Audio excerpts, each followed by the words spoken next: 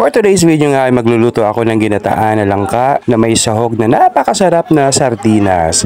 Ito ay ayaw na ayaw ni Tito Mars kaya bibigyan ko siya ng recipe na magugustuhan niya, lutong probinsya at magugustuhan ng lahat. Ito ay sa pinakapaborito ko rin na pagkain. Kaya halika, samahan niyo ako at mag-uumpisa tayo sa paghihiwa ng mga rica. Syempre hindi mawawala dyan yung gata natin, isang piga at isang kaka. Nabili ko nga pala itong langka kanina, isang buo siya pero hiniwa ko na at binalatan ko na. Ang gagawin lang natin dito ay hiwain siya ng maliliit para mabilis siyang maluto. Kasi ang langka, kailangan niya pakuluan para palambutin yung laman. Naalala ko tuloy nung mga bata pa kami sa Bicol, nagluluto ng nanay ko ng ganito. At sarap na sarap kami. Kaya naman sa mga taga-Albay dyan, alam ko naman na pag may mikata, alam kong paborito natin yan. Lalo na at maraming sili at mga anghang. Talagang mapaparami ka ng pagkain. Sa gilid nga ng rice mill namin, meron kami napakalaking puno ng langka. Pero ang nanay ko, pinapahinog yun kasi ang bango-bango pag malapit na silang mahinog. Pero ngayon, pag bumunta ka sa palengke at bibili ka ng langka, ewan ko ba at bakit napakamahal. Isang piraso at isang butil ng langka, grabe, magkakahalaga ng 20 pesos. Wala pa, isang guhit nga lang, kinikilo na rin nila. Kaya dito sa bagong bahay kong nabili, magtatanim talaga ako dito ng langka. Ayan, konti na lang at matatapos na tayo maghiwa ng langka.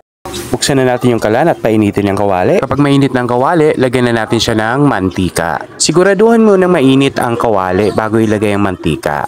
Hindi naman masyadong kailangan maraming mantika, pero yung sakto lang sa panggisa natin sa bawang at sibuyas. Unahin natin yung bawang, yan, tapos halu-haluin konti, lagay ang sibuyas. Pag medyo brown-brown na, ilagay ang gata. Alam mo sa amin sa Bicol, inuuna namin ang gata. Hindi tulad dito sa Maynila, igigisa muna yung gulay o yung sahog bago ilagay ang gata. Niluluto namin yan at hindi mo talaga titigilang haluin. Ganun kami magluto sa Albay. May bahay rin pala kami sa Naga City. Doon ako nag-high school at saka nag-college sa Universidad de Santa Isabel. Ayan, dahil kumulo na yung gata, ilalagay na natin yung langka. At kailangan mahina lang yung apoy para mapalambot natin siya. Pag nailagay na lahat, halu-haluin para ma-even natin doon sa gata. Aantay lang natin siyang kumulo at siguraduhin na napakalambot na bago natin ilagay yung kaka niya. Ibig sabihin ng kaka, yun yung puro ng gata. Yan yung unang piga. Diba pag pumunta ka ng palengke at bibili ka ng gata, tatanungin ka kung isa o dalawang piga.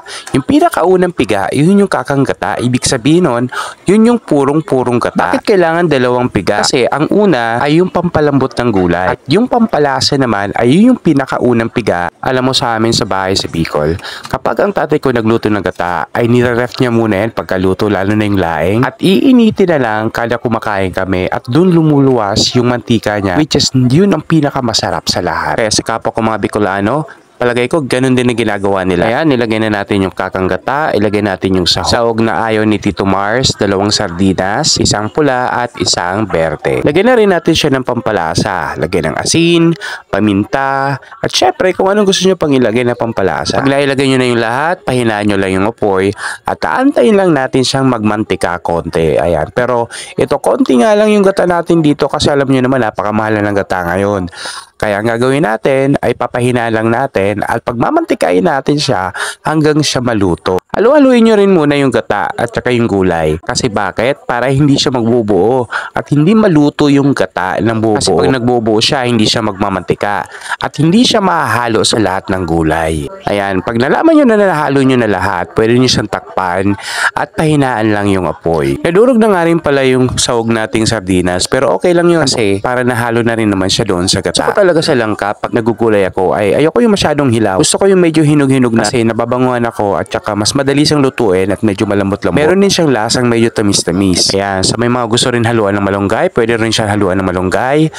Pero choices yan kung gusto nyo lang langka o gusto nyo lang ay walang malunggay. Pwede rin naman. Nakalimutan ko nga pala lagyan ng alamang. Alam mo, mas masarap talaga sa agata is ang pampaalat mo o pampalasa mo ay yung alat ng alamang. Ayan, kailangan mong haluin para ma-distribute mo yung malunggay doon kasama ng langka. At aantay lang natin siyang maluto. Siyempre, kailangan lutuin natin yung malunggay din kasi huli natin siyang nilagay. Ayan, pagkatapos yung haluin, pwede nyo siyang takpan at sa mahinang apoy lang. Para maluto siya ng dahan-dahan, maya-maya, makikita nyo, luto na siya.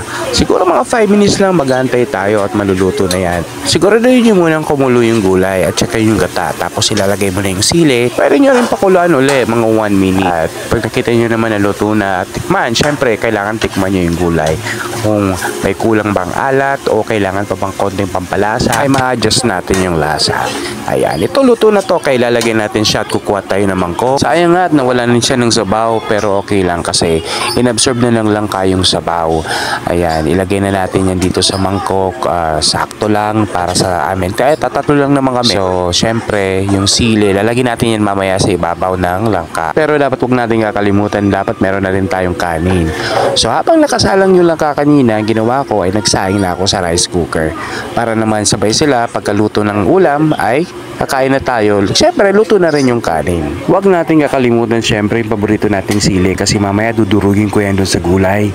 Gusto ko kasi maanghang talaga. Yan, bigla tuloy ako nagutom. Kaya ito, konti na lang, kakain na tayo mga padi. Ikaw, palagay mo, kumakain ka ba nito? Or nakakain ka na ba nito? Palagay nyo, masarap kaya ito? Well, para sa akin, paborito ko to. Kaya ano pa hinahantay nyo? Halika na, kakain tayo at meron pa akong tirang tinapa dito kagabi at ininit ko na lang. Kaya madyana, tamakaon kita. Kamo, ano ang sira nindong niyang udto?